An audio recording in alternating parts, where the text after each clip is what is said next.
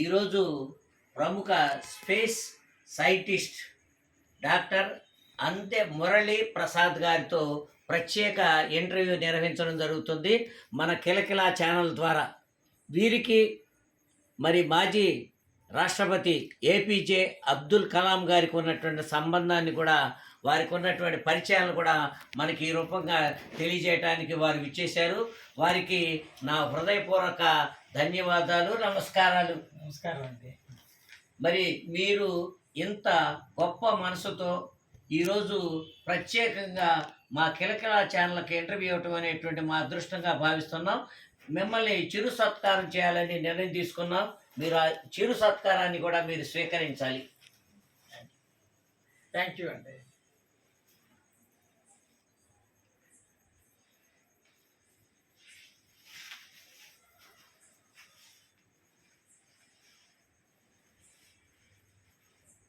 నమస్కారాలండి. మరి డాక్టర్ అందే మురళీ ప్రసాద్ గారు, మీరు మీ కుటుంబ నేపథ్యం, మీరు ఎక్కడ ఏ విధంగా మరి కార్యక్రమాలు చేశారు, మీ తల్లిదండ్రులు ఎవరు, మీ భార్య పిల్లలు వారి సంతానం, ఆ విషయాలన్నీ కూడా 4 మాటల్లో చెప్పండి. నేను చీరాల ప్రాంతం వాడిని. ఈపురపాలెం విలేజ్ మాది. సో ఈపురపాలెం విలేజ్లో అందే మల్లికార్జునరావు, ఆదిలక్ష్మి మా అమ్మ నాన్న. సో నేను 1955లో పుట్టాను. తర్వాత స్కూలింగ్కి వచ్చేదలకల్లా స్టూవర్టపురం స్కూలు, ఓకే, ఇక్కడ సాల్వేషన్ ఆర్మీ హై స్కూలు స్టూవర్టపురంలో చదువుకున్నాను 10వ తరగతి వరకు, ఎస్ఎస్ఎల్సి వరకు. అప్పట్లో ఎస్ఎస్ఎల్సి లాస్ట్ బ్యాచ్ మాది. సో అప్పట్లో స్కూల్ ఫస్ట్ వచ్చాను. తర్వాత విఆర్ఎన్ కాలేజీ చీరాలలోనే బిఎస్సి వరకు చదువుకున్నాను. ఆ రోజుల్లోనే నాకు 1969 జూలై చివరి నెల 16-20 తారీఖుల్లో చంద్రుడి మీదకి నీల్ ఆర్మ్స్ట్రాంగ్ వెళ్ళాడు. అది న్యూస్ పేపర్లోనే చదివాను. అప్పట్లోనే నాకు అది ఒక చాలా గొప్ప విషయంగా మనసులో నాటుకుపోయింది. ప్రత్యేకమైన అనుభూతిని పొందాను. తర్వాత ఎంఎస్సి ఆంధ్ర యూనివర్సిటీ విశాఖపట్నంలో చేశాను. దాంట్లో నేను ఇనార్గానిక్ కెమిస్ట్రీలో చేశాను. ఆ ఇనార్గానిక్ కెమిస్ట్రీలో సాలిడ్ స్టేట్ కెమిస్ట్రీ అంటే ఎలక్ట్రానిక్స్ సంబంధించింది, ఆ సబ్జెక్ట్లో చేశాను. తర్వాత ఐఐటి బాంబేలో పిహెచ్డి రీసెర్చ్ చేశాను. అది 1975 to 1979. తర్వాత 1980లో చివరిలో Trinity College Dublin, Ireland post doctoral ఫెలోగా వెళ్ళాను. అయితే పోస్ట్ డాక్టరల్ ఫెలోగా వెళ్ళినటువంటి అక్కడ 3 సంవత్సరాల పాటు ట్రినిటీ కాలేజ్ డబ్లిన్, ఇది చాలా పురాతనమైనది. Oxford university, Trinity College Dublin, అవి 1100 సంవత్సరంలో స్టార్ట్ అయినాయి. అంటే ప్రపంచవ్యాప్తంగా గుర్తున్నటువంటి సంస్థలో మీరు ఆ పిహెచ్డి అనేటువంటి పోస్ట్ డాక్టరల్ కానీ చేయడం జరిగింది. అదే అది మన దేశానికి చాలా గర్వకారణం. అవునండి, అవును. మరి మీరు ఎక్కడెక్కడ ఉద్యోగాలు చేశారనేటువంటిది ఒక వివరంగా చెప్పండి. దాంతోపాటు మాజీ రాష్ట్రపతి ఏపీజే అబ్దుల్ కలాం గారితో ఉన్నటువంటి పరిచయాలు, వారు చెప్పినటువంటి విషయాలు అన్నీ కూడా యువతరానికి ఎంతో అవసరం కాబట్టి ఆ విషయాలు మీరు తెలియజేయండి. తప్పనిసరిగా ముఖ్యంగా నేను తిరిగి వచ్చిన తర్వాత ట్రినిటీ కాలేజ్ డబ్లిన్ నుంచి తిరిగి వచ్చిన తర్వాత డిఆర్డిఓలోనే సైంటిస్ట్ జాబ్గా జాయిన్ అయ్యాను. సైంటిస్ట్గా 1984లో. 1983 వరకు నేను ట్రినిటీ కాలేజ్ డబ్లిన్లో ఉన్నాను. సో ఇక్కడికి వచ్చిన తర్వాత ఎన్సిఎంఎల్ బాంబేలో చేరాను. NCML Bombay, naval chemical and metallurgical laboratory Bombay. దాంట్లో మెయిన్గా వర్క్ చేసినటువంటి వర్క్ పీజో ఎలక్ట్రిక్స్ మెటీరియల్స్. ఆ పిహెచ్డి వర్క్ కూడా పీజో ఎలక్ట్రిక్స్ మెటీరియల్స్ మీదే. అది సోనార్ మెటీరియల్ అంటాము. ఆ సోనార్ మెటీరియల్స్ మీద వర్క్ చేశాను. మేము చేసినటువంటి మెటీరియల్స్ హిమగిరి షిప్ మీద సోనారు తయారు చేసి పెట్టారు. తర్వాత అక్కడి నుంచి నాకు జపాన్ ఇంటర్నేషనల్ మెడల్ సంబంధించినటువంటి ఒక కాంపిటీషన్లో డిపార్ట్మెంట్ ఆఫ్ ఎడ్యుకేషన్ అడ్వర్టైజ్మెంట్ వస్తే అప్లై చేశాను. ఓకే. దాంట్లో only 1 person selected out of whole India. అంటే మీరు చేరినటువంటి కాడి నుంచి ఉద్యోగంలో కానీ దేంట్లో అయినా మీరు నెంబర్ 1గా ఎదిగారు. ఎదిగాను. అది చాలా అదృష్టం అండి. మీ తల్లిదండ్రులు చేసుకున్నటువంటి పుణ్యఫలం, దాంట్లో ఏ మాత్రం కూడా సందేహం లేదు. తర్వాత ఏం చేశారు? తర్వాత జపాన్లో 6 నెలల పాటు రీసెర్చ్ చేశాను. అక్కడ కొన్ని విషయాలు చెప్పాలంటే మన దేశానికి సంబంధించినటువంటి ముఖ్యమైనది స్టెల్త్ టెక్నాలజీ తీసుకొచ్చాను నేను. ఓకే. ఓకే. ఆ స్టెల్త్ టెక్నాలజీ తీసుకొచ్చిన తర్వాత దాన్ని ఉపయోగించిన తర్వాత జాగర్ ఎయిర్ క్రాఫ్ట్స్ మీద అప్లై చేస్తే రాడార్ క్రాస్ సెక్షన్ బాగా తగ్గింది. సో అది చాలా సీక్రెట్ది. నేను ఆ పని చేయటం వల్ల నాకు ఒక రకంగా చెప్పాలంటే లాభం జరిగిందో నష్టం జరిగిందో తెలియట్లేదు. సరే. గత అయిపోయిన దాని గురించి మనం వివరంగా చెప్పాల్సిన పని లేదు. ఆ రోజుల్లో ఈ ఇండియన్ ఎక్స్ప్రెస్లో ఈ ఆర్టికల్స్ నా వర్క్ గురించి వచ్చినాయి. ఓకే. చాలా పొగిడారు. తర్వాత కాన్పూర్కి ట్రాన్స్ఫర్ చేశారు. ఓకే. కాన్పూర్కి వెళ్ళిన తర్వాత నేను అబ్దుల్ కలాం గారి దగ్గరికి కాన్పూర్ నుంచి ఢిల్లీ నుంచి గ్వాలియరు అఫీషియల్ పనుల మీద వెళ్ళేవాడిని. సో కాన్పూర్ నుంచి ఢిల్లీకి రాజధాని ఎక్స్ప్రెస్ లో వెళ్ళేవాడిని. వెళ్ళిన తర్వాత ఢిల్లీలో ఒక నైట్ ఉండేవాడిని. ఢిల్లీలో ఏదైనా పని ఉంటే అబ్దుల్ కలాం గారిని కలవటం ఆయన ఆఫీసులో. అది రాష్ట్రపతి భవన్లో సౌత్ బ్లాక్లో గేట్ నెంబర్ 7 పైన ఆయన ఆఫీస్ ఉండేది. అక్కడ వెళ్ళి కలిసేవాడిని. తర్వాత ఈ ఆయన గెస్ట్ హౌస్ ఉండే గెస్ట్ హౌస్ ఏషియాడ్ గెస్ట్ హౌస్ అంటారు. అక్కడికి అదే గెస్ట్ హౌస్లో ఉంటారు కాబట్టి అక్కడ కూడా కలవటం జరిగేది. సో ఆయన ఆశీస్సులతో నేను మిరేజ్ ఎయిర్ క్రాఫ్ట్కి చేసినటువంటి ఐటమ్స్, మిరేజ్ 2000 ఎయిర్ క్రాఫ్ట్కి నేను చేసినటువంటి ఐటమ్స్ సక్సెస్ అయినాయి. అక్కడికి వెళ్ళేసి గ్వాలియర్ ఎయిర్ ఫోర్స్లో వాటి ట్రయల్స్ జరిగాయి. సో ఈ విధంగా అక్కడ కాన్పూర్లో ఉన్నంత టైంలో ఎక్కువ సార్లు ఢిల్లీ వెళ్ళటం, ఢిల్లీలోనే సార్ని కలవటం జరిగేది. అదే టయాల్లో పివి నరసింహారావు గారు ప్రైమ్ మినిస్టర్ ఉండేవాళ్ళు. ఆయన కూడా కలవటం జరిగింది. యాక్చువల్గా మన హైడ్రోజన్ బాంబు సంబంధించినటువంటి టెక్నాలజీకి అత్యంత గోప్యమైనటువంటి పరిశోధనలు అప్పట్లో జరుగుతున్నాయి. సో పివి నరసింహారావు గారి ఆధ్వర్యంలో అబ్దుల్ కలాం గారు టయాల్లో జరుగుతుండేవి. సో అది మనకు తెలియనటువంటి విషయం అప్పట్లో. సో తర్వాత అక్కడి నుంచి నేను కాన్పూర్ నుంచి 2004లో హైదరాబాద్కి అబ్దుల్ కలాం గారి ల్యాబొరేటరీకి వచ్చాను. అక్కడి నుంచి అగ్ని మిసైల్స్ వాటి గురించి వర్క్ చేశాను. తర్వాత మరి మీరు వారు కలిసినప్పుడు చాలా సందర్భాల్లో కలిసి ఉండి ఉంటారు. వారు మీ పట్ల ఎలా ఉండేవారు కలాం గారు? మరి వారేమన్నా మీకు సలహాలు సూచనలు ఇచ్చారా? ఎలా ఫ్రెండ్లీగా మూవ్ అయ్యేవాళ్ళు? వారు చెప్పినటువంటి విషయాల ద్వారా యువతకి మీకు ఏ విధమైనటువంటి ప్రభావాన్ని చూపగలిగారు చెప్పండి. అబ్దుల్ కలాం గారు అసలు ఆయన అందరికీ స్ఫూర్తిదాత, అది అందరికీ తెలుసు. మరి ఆయన కనమనేది చెప్తారు. మనం ఎప్పుడు కలిసినా కూడా చిరునవ్వుతో మనకు కావాల్సినటువంటి ఏమి కావాలి మీకు, మనం భయపడుతుంటే కొద్దిగా మన పొజిషన్ బట్టి, ఆయన ఉన్నటువంటి హై లెవెల్ పొజిషన్ బట్టి కొంచెం భయంగా ఉంటాము. ఎప్పుడు చిరునవ్వుతో ఉంటారు కదా? చిరునవ్వుతోనే ఉంటారు. ఈవెన్ గెస్ట్ హౌస్లో కలిసినప్పుడు కూడా చిరునవ్వుతోనే మెట్ల మీద నుంచి రమ్మని చెప్పేసి మెట్ల దగ్గర దాకా వచ్చి తీసుకెళ్ళడం కూడా జరిగేది. సో పెద్ద మనిషి is very very gentle man. ఎవరిని చిన్నపుచ్చేటువంటి మొత్తం తత్వం కాదు. సో మనకి నువ్వు చేయాల్సినటువంటి మిరేజ్ ఎయిర్ క్రాఫ్ట్ ట్రయల్స్ ఇంగ్లీష్లోనే of course. So you please do your trials successfully and you inform me after coming back అని కూడా చెప్పేవాళ్ళు. సో మళ్ళీ నెక్స్ట్ టైం రిటర్న్లో జర్నీలో కూడా కలిసి సక్సెస్ అయినాయండి అని చెప్పేసేవాడిని. సో ఈ విధంగా మనకి ఎంకరేజ్మెంట్ ఇచ్చేవాళ్ళు.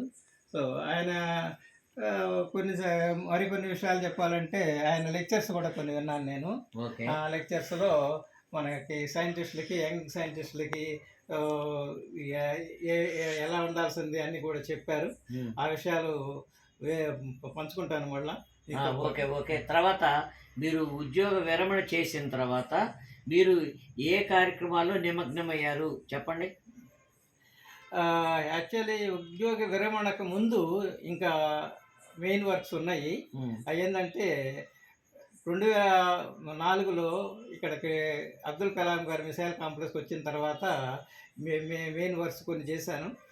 అది తప్పనిసరిగా చెప్తాం అవసరం అనుకుంటున్నాను. ఎందుకంటే దాంట్లో ఒక సెటిలైట్ వర్క్ కూడా ఉన్నది, స్పైస్ సెటిలైట్ ఎమీసాట్, EMISAT ఎమీసాట్. ఈ రోజున ఇది రన్నింగ్ అవుతుంది, తిరుగుతున్నది.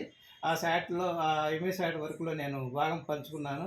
తర్వాత అగ్ని మిసైల్స్ని అబ్దుల్ కలాం గారి వేలర్ ఐలాండ్ నుంచి ఒరిస్సా దగ్గర అటువంటి దాంట్లో కూడా నేను పాలు పంచుకున్నాను, వెళ్ళొచ్చాను. అక్కడ చూసేవాళ్ళం. సో LC-4 అంటారు, లాంచ్ కంట్రోల్ సెంటర్ 4, దాంట్లో నుంచి అబ్జర్వ్ చేసేవాళ్ళము. నాది గైరోస్ వర్క్. గైరోస్ అంటే నావిగేషన్ సంబంధించినటువంటి వర్క్. దానికి గైరోస్కి యాంగిల్ ఒక టిల్టు, ఒక 2 degrees టిల్టు సముద్రం వైపు పెట్టాలి. అవి ఆ వర్కులు చూసుకునేవాడిని. తర్వాత అక్కడి నుంచి వచ్చిన తర్వాత 2012లో రిటైర్ అయ్యాను. 2012లో రిటైర్ అయిన తర్వాత నేను చీరాల వచ్చాను మాతృభూమి మీద ప్రేమతో. వచ్చి ఇక్కడ సెయింట్ యాన్స్ ఇంజనీరింగ్ కాలేజీలో వేటపాలెంలోనే ప్రొఫెసర్గా చేరాను. చేరిన తర్వాత కొద్ది 2 సంవత్సరాల లోపలే నేను ఇస్రో వాళ్ళతో MOU 5 yearsకి మెమరాండమ్ ఆఫ్ అండర్స్టాండింగ్ పెట్టుకొని అక్కడి నుంచి నావిగేషన్ సెటిలైట్స్, నావిక్ సెటిలైట్స్ గురించి బాగా వర్క్ చేశాను. 5 years డేటా వాళ్ళకి పంపించాను.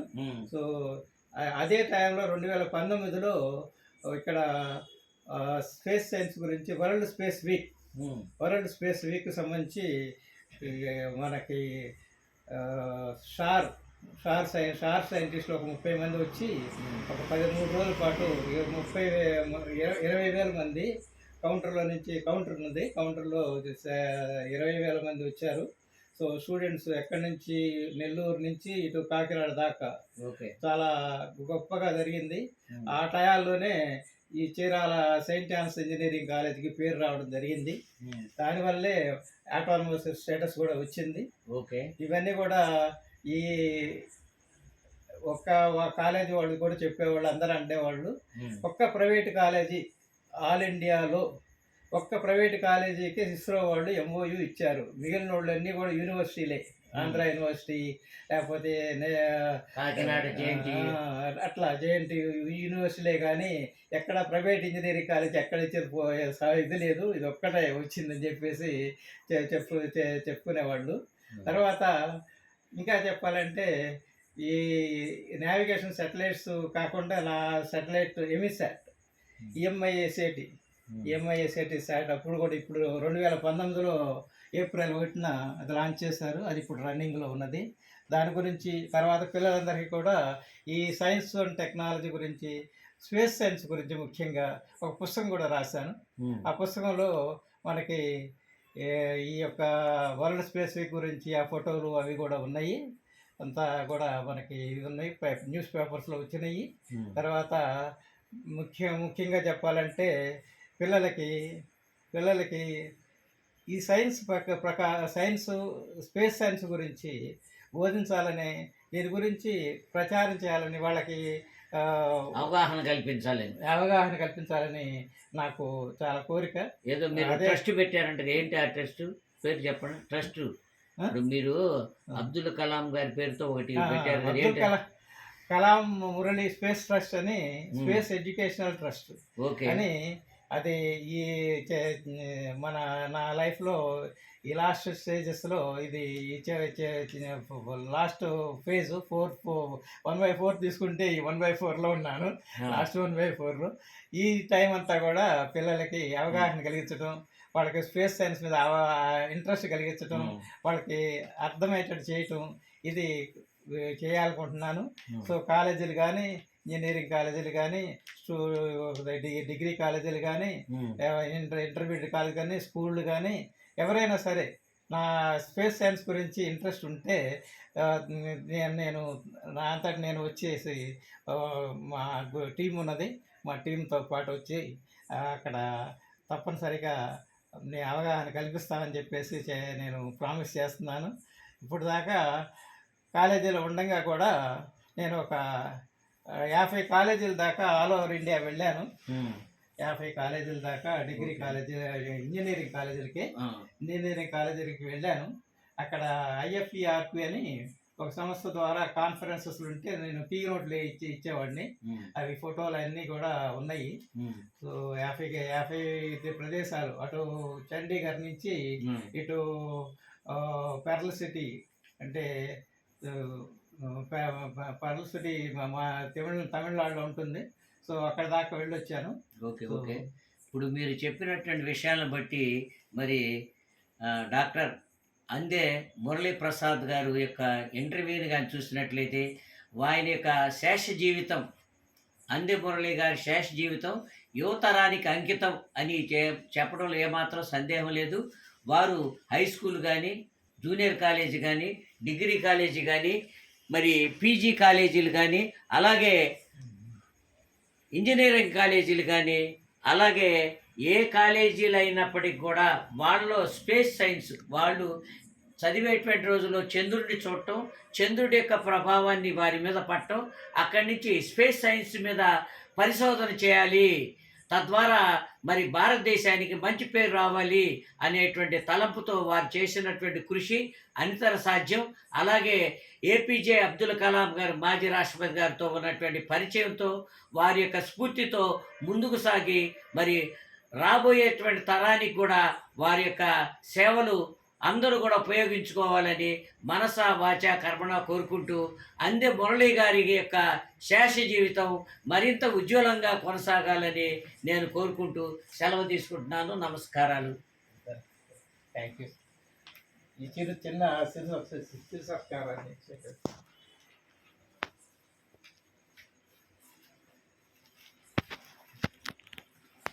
నమస్కారం సార్. సార్ మీబోటి పెద్దల యొక్క ఆశీస్సులు మాకు అందరికి ఉండాలని, అంతేకాకుండా సైన్స్ అనేటువంటి జీవితానికి సైన్స్ ఎంత ఉపయోగం అనేటువంటి విషయాన్ని మీ మాటల ద్వారా తెలియజేశారు. భవిష్యత్ తరాలకు కూడా మరి ఉన్నతంగా ఉండాలని, అలాగే మా మిత్రులైనటువంటి మరి వడలి రాధాకృష్ణ గారి యొక్క సాహచర్యం వల్ల మీ యొక్క స్నేహభావం అనేటువంటి స్నేహ సంబంధం అనేటువంటిది బలపడింది. కాబట్టి వారి యొక్క సాహచర్యంతో, వారి యొక్క నాయకత్వంలో మీకు ప్రత్యేకమైనటువంటి అభినందన సంచి కూడా ఏర్పాటు చేయాలని మేము ఆశిస్తున్నాం. మీ యొక్క సహకారం మరువలేనిది, మరపురానిది. భవిష్యత్తులో కూడా మీరు ఉజ్వలంగా ఉన్నతంగా ఉండాలని కోరుకుంటూ సెలవు తీసుకుంటున్నాను. థ్యాంక్స్.